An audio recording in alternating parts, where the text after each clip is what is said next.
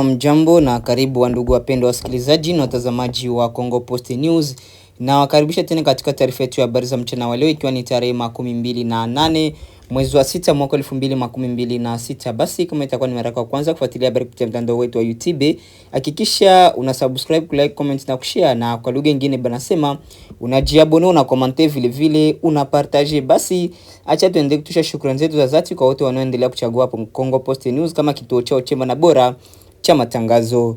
Ni ana mazungumzo ya kila siku, ni wakisha tunaletea habari sahihi inaanza kuaminika vile vile kwa muda muafaka. Basi katika taarifa yetu ya habari za siku ya leo tarehe 28 mwezi wa 6 mwaka 2026, tutaangazia matukio mbalimbali kutoka mashariki mwa nchi ya Jamhuri ya Kidemokrasia ya Kongo na nchi nzima ya Jamhuri ya Kidemokrasia ya Kongo. Yanamaanisha utakuwa na taarifa ya habari kamili, vile vile utakuwa na baadhi ya uchambuzi wa vita vinavyoendelea mashariki mwa nchi ya Jamhuri ya Kidemokrasia ya Kongo. Mpendwa msikilizaji na mtazamaji, karibu katika taarifa yetu hii ya habari za mchana. Tuanze na habari kutoka mashariki mwa nchi ya Jamhuri ya Kidemokrasia ya Kongo, ambako wananchi wa mji wa Goma mashariki mwa Jamhuri ya Kidemokrasia ya Kongo walijitokeza hadharani kwa kusherehekea ushindi wa timu ya taifa ya DRC Leopard licha ya hali ya wasiwasi wa kiusalama inayowakabili katika eneo hilo. Kwa mujibu wa taarifa zilizochapishwa kwenye mitandao ya kijamii, mamia wananchi walikusanyika barabarani wakimbia kwa kushangilia na kuonyesha furaha baada ya ushindi huo wa timu ya taifa yao. Wakati wa sherehe hizo, baadhi yao walisikika wakiimba nyimbo za kuunga mkono rais wa nchi ya Jamhuri ya Kidemokrasia ya Kongo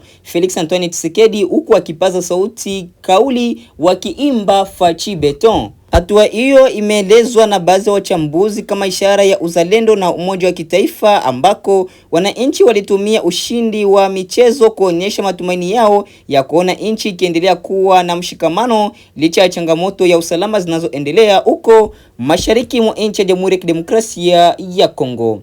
Hata hivyo, ni muhimu kutambua kwamba Goma bado ipo katika mazingira yenye mvutano wa kiusalama kutokana na uwepo wa waasi wa M23 katika eneo hilo. Licha ya hali hiyo, wakazi walijitokeza wakisherekea, wakionekana kutotishwa na hofu, wakisitiza kupitia nyimbo ya kauli zao kwamba wanaamini kuwa Jamhuri ya Kidemokrasia ya Kongo itaendelea kubaki taifa moja isiyogawanyika. Tukio hilo lilionyesha jinsi mafanikio ya michezo yanayoweza kuwa chanzo cha kuimarisha ari ya uzalendo na kuwaleta wananchi pamoja hata katika kipindi ambacho nchi inapitia changamoto za kisiasa na kiusalama. Turudi katika habari za siasa za vita vinavyoendelea huko mashariki mwa nchi ya Jamhuri ya Kidemokrasia ya Kongo, ambako mshindi wa tuzo ya amani ya Nobel, yani mshindi wa Prix Nobel na mgombea wa zamani wa uraisi wa nchi ya Jamhuri ya Kidemokrasia ya Kongo Dr. Denis Mukwege amepongeza hatua ya serikali ya Jamhuri ya Kidemokrasia ya Kongo ya kuwasilisha rasmi kesi dhidi ya Rwanda katika muktadha wa mahakama ya kimataifa ya haki. Kupitia taarifa aliyoichapisha katika mtandao wa X, Mukwege Denis amesema uamuzi huo ni hatua muhimu katika kutafuta ukweli, haki na uwajibikaji kwa waathirika wa migogoro ya muda mrefu inayolikumba eneo la mashariki mwa nchi ya Jamhuri ya Kidemokrasia ya Kongo. Kwa mujibu wa Denis Mukwege, ombi iliyowasilishwa na waziri wa sheria ya DRC ilishtumu Rwanda kwa madai ya kukiuka sheria za kimataifa na haki za kibinadamu moja kwa moja na kupitia makundi mbalimbali yenye silaha ambayo serikali ya Kongo inaidai kuwa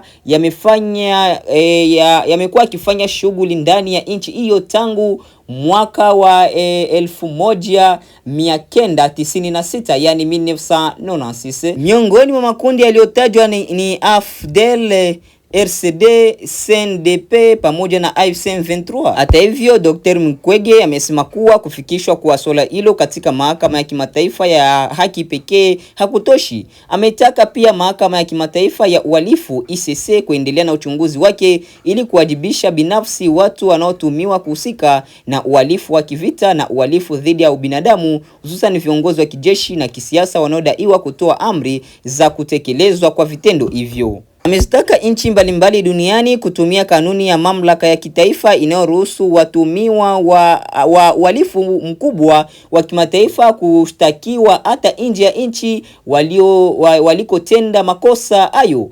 Pia amehimiza serikali ya Kongo kuanzisha mkakati wa kitaifa na haki ya mpito, ikiwemo kuunda mahakama maalum ya jinai kwa ajili ya Kongo kama ilivyopendekezwa katika ripoti ya mapping ya Umoja wa Mataifa. Kwa upande wake, waziri wa sheria za DRC Guillaume Ngefa Atondoko Andali amesema serikali ya nchi ya Jamhuri ya Kidemokrasia ya Kongo ina imani kubwa na mahakama ya kimataifa ya haki.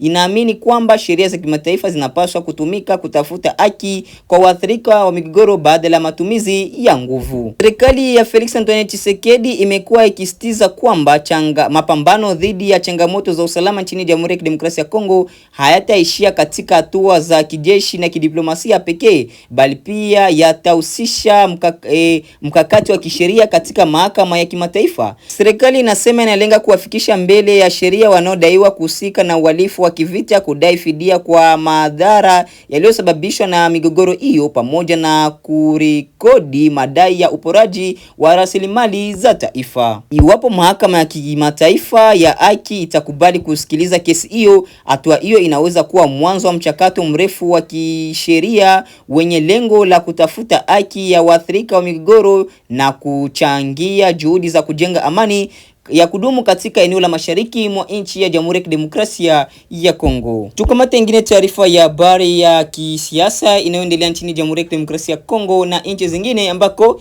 serikali ya Marekani imetangaza kampuni ya kusafisha dhahabu ya Gasabo Gold yenye makao yake nchini Rwanda kuwa miongoni mwa taasisi zinazoweka vikwazo vipya kutokana na madai ya kuhusika katika biashara haramu ya madini yanayotoka mashariki mwa nchi ya Jamhuri ya Kidemokrasia ya Kongo. Kwa mujibu wa taarifa iliyotolewa na idara ya hazina ya Marekani kupitia ofisi ya kudhibiti mali za kigeni inayojulikana kama OFAC, kampuni hiyo inadaiwa kuwa mshirika muhimu katika usafishaji, ununuzi na usafishaji wa dhahabu inayochimbwa katika maeneo yanayodhibitiwa na waasi wa M23 huko mashariki mwa nchi ya Jamhuri ya Kidemokrasia ya Kongo, yani Kivu Kaskazini na Kivu Kusini. Taarifa hiyo inaeleza kuwa tangu waasi wa M23 walipochukua udhibiti wa baadhi ya maeneo muhimu, dhahabu kutoka migodi iliyoko mashariki mwa DRC imekuwa ikisafirishwa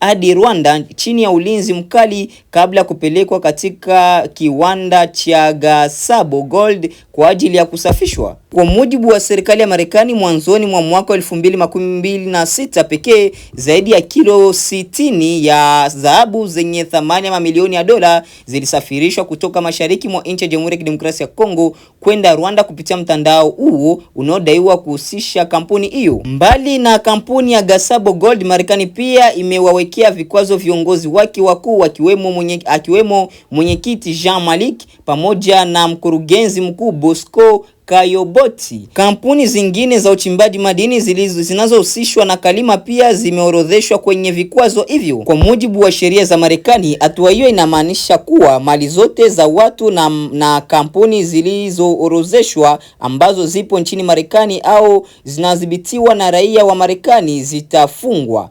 Pia raia na taasisi za Marekani hazitaruhusiwa kufanya biashara yoyote na wahusika hao bila kibali maalum kutoka serikali ya Marekani. Hata hivyo, serikali ya Rwanda imekosoa hatua hiyo ikisema kuwa vikwazo hivyo vinaegemea upande mmoja na viakisi hali halisi ya mgogoro uliopo mashariki mwa nchi ya Jamhuri ya Kidemokrasia ya Kongo. Kigali imeendelea kusisitiza kuwa pia kuna ukiukwaji wa makubaliano ya kusitisha mapigano inayofanywa na upande wa serikali ya Kongo. Kwa upande wake, muungano wa M23 nao wamepinga hatua hiyo ya Marekani ukidai kuwa Washington imeonyesha upendeleo kwa serikali ya Kinshasa. Waasi hao wameonya kuwa msimamo huo unaweza kudhoofisha juhudi za upatanishi zinazofanyika kupitia mazungumzo ya kimataifa. Vikwazo hivi vinakuja wakati ambako wapiganaji wanaendelea katika maeneo mbalimbali ya Kivu Kaskazini na Kivu Kusini, huko juhudi za kidiplomasia kupitia mchakato wa Washington na Doha zikiendelea kutafuta suluhisho la kudumu. Hata hivyo, licha ya mazungumzo hayo, hali ya usalama bado ni mbaya na waasi wa M23 wanaendelea kudhibiti sehemu kadhaa za mashariki mwa nchi ya Jamhuri ya Kidemokrasia ya Kongo. Kwa sasa hatua ya Marekani inaongeza shinikizo la kimataifa dhidi ya mitandao inayotumiwa kufaidika na biashara ya madini kutoka maeneo yenye migogoro, huku pande zinazohusika zikiendelea kutofautiana kuhusu chanzo cha suluhisho la mgogoro huo wa mashariki mwa nchi ya Jamhuri ya Kidemokrasia ya Kongo. Tubaki tu katika siasa za vita vinavyoendelea mashariki mwa nchi ya Jamhuri ya Kidemokrasia ya Kongo, ambako hali ya usalama mashariki mwa Jamhuri ya Kidemokrasia ya Kongo imeendelea kuwa ajenda muhimu katika Baraza la Usalama la Umoja wa Mataifa, ambako Marekani imeeleza kutoridhishwa na utekelezaji wa makubaliano ya amani yaliyofikiwa kati ya DRC na Rwanda mwaka mmoja uliopita mjini Washington. Katika kikao kilichofanyika mjini New York, mshauri mkuu wa rais wa Marekani kuhusu masuala ya Afrika, Based Fares Bulos, aliwasilisha tathmini ya mwaka moja tangu kusainiwa kwa mkataba wa Washington kati ya serikali ya Kinshasa na Kigali. Kwa mujibu wa Bulos, pamoja na juhudi za kidiplomasia zilizofanyika katika kipindi hicho, pande zote mbili hazijatekeleza kikamilifu ahadi walizoweka wakati wa kusaini makubaliano hayo. Alisema serikali ya Jamhuri ya Kidemokrasia ya Kongo haijafanikiwa kuyadhibiti kikamilifu makundi ya waasi wa FDLR katika maeneo inayoyasimamia, huku akituhumu Rwanda kwa kutotekeleza ahadi ya kuwaondoa wanajeshi wake katika eneo la mashariki mwa nchi ya Jamhuri ya Kidemokrasia ya Kongo na kuendelea kuunga mkono waasi wa M23. Bulos alisitiza kuwa Marekani haitakubali tena visingizio kuhusu kucheleweshwa kwa utekelezaji wa makubaliano hayo. Amesema sasa ni wakati wa vitendo, si kutoa maelekezo au sababu za kutotekeleza ahadi zilizowekwa. Aliwakumbusha kuwa Marekani tayari imechukua hatua za kuwawekea vikwazo baadhi ya watu na taasisi zinazotuhumiwa kuchangia kuendelea kwa migogoro huo. Miongoni mwa hatua hizo ni vikwazo dhidi ya baadhi ya maafisa wa jeshi la Rwanda kutokana na madai ya kusaidia M23 pamoja na mtandao unaotuhumiwa kuhusika katika usafirishaji wa haramu wa madini kutoka mashariki mwa nchi ya Jamhuri ya Kidemokrasia ya Kongo. Licha ya uwepo wa mkataba wa Washington pamoja na mikutano ya mara kwa mara ya kutathmini utekelezaji wake, hali ya usalama ya kibinadamu mashariki mwa nchi ya DRC inaendelea kuzorota. Maelfu ya wananchi bado wanaendelea kukabiliwa na mapigano, kuhama makazi yao na changamoto za kibinadamu. Wapatanishi wa mgogoro huo wakiwemo Marekani na Qatar wanaendelea kukabiliwa na changamoto za kukosekana kwa uaminifu kati ya pande zinazohusika, hali ambayo imekuwa ikikwamisha utekelezaji wa makubaliano yaliyofikiwa. Wakati huo mazungumzo yanayoendelea chini ya upatanishi wa Qatar unalenga kuleta suluhisho kati ya serikali ya DRC na waasi wa M23 bado hayajazaa matunda yaliyotarajiwa. Pande hizo zinaendelea kutofautiana kuhusu masuala muhimu ya kisiasa na kiusalama, jambo linalochelewesha kupatikana kwa makubaliano ya mwisho. Wachambuzi wa masuala ya usalama wanaeleza kuwa mafanikio ya juhudi za kidiplomasia yatategemea zaidi utayari wa pande zote kutekeleza kwa vitendo makubaliano yaliyosainiwa au yaliyofikiwa, badala ya kuendelea kutoa tafsiri tofauti za masharti ya mikataba hiyo. Kwa sasa jumuiya ya kimataifa inaendelea kuzihimiza serikali ya DRC na Rwanda pamoja na makundi yote yanayohusika kuheshimu makubaliano ya amani ili kurejesha utulivu na usalama wa kudumu katika eneo la Maziwa Makuu. Asante ndugu mpendwa msikilizaji na mtazamaji kwa kufuatilia taarifa zetu za habari paka mwisho. Basi acha nikuunge moja kwa moja na habari za uchambuzi wa mandaki iliyogunduliwa huko Minembwe, ambayo waasi wa Twirwaneho Red Tabara ambao wanaungwa mkono na waasi wa M23 wanaoendelea kujificha huko Minembwe. Basi tuendelee. Habari hii inahusu madai ya kugunduliwa kwa mtandao wa mandaki ya ngome za kijeshi zinazodaiwa kutumiwa na kundi la Twirwaneho katika eneo la Minembwe katika mkoa wa Kivu Kusini. Ingawa taarifa hii inaweza kuwa na uzito mkubwa kwa upande wa usalama, bado inahitaji kuchunguzwa kwa tahadhari kwa sababu msingi wake mkuu ni video iliyosambazwa kwenye mitandao ya kijamii ambayo haijathibitishwa rasmi. Iwapo madai haya yatathibitishwa, yanaonyesha kwamba makundi yenye silaha nchini DRC yanaendelea kuwekeza katika miundombinu ya kijeshi ya muda mrefu baada ya kutegemea mapambano ya kuhamahama. Mandaki ya aina hii hujengwa kwa gharama kubwa, yanahitaji muda, nguvu kazi na mpango ya hali ya juu. Hii inaweza kuashiria kuwa kundi hilo lilikuwa na dhamira ya kudhibiti eneo hilo kwa kipindi kirefu badala ya kufanya mashambulizi ya muda mfupi pekee. Katika mbinu za kisiasa za kijeshi, maandaki hutumika kwa sababu kadhaa: kulinda wapiganaji dhidi ya mashambulizi ya anga, kupunguza madhara ya mashambulizi ya drone, kuruhusu wapiganaji kusafiri kutoka sehemu moja kwenda sehemu nyingine bila kuonekana kiurahisi, kuhifadhi silaha, risasi na chakula, kuweka vituo vya amri na mawasiliano. Hivyo kama maandaki hayo ni ya kweli, yanaonyesha matumizi ya mbinu zinazofanana na zile zinazotumiwa katika migogoro mingine duniani ambako makundi visivyo vya kiserikali vinajaribu kupunguza ubora wa silaha za majeshi ya serikali.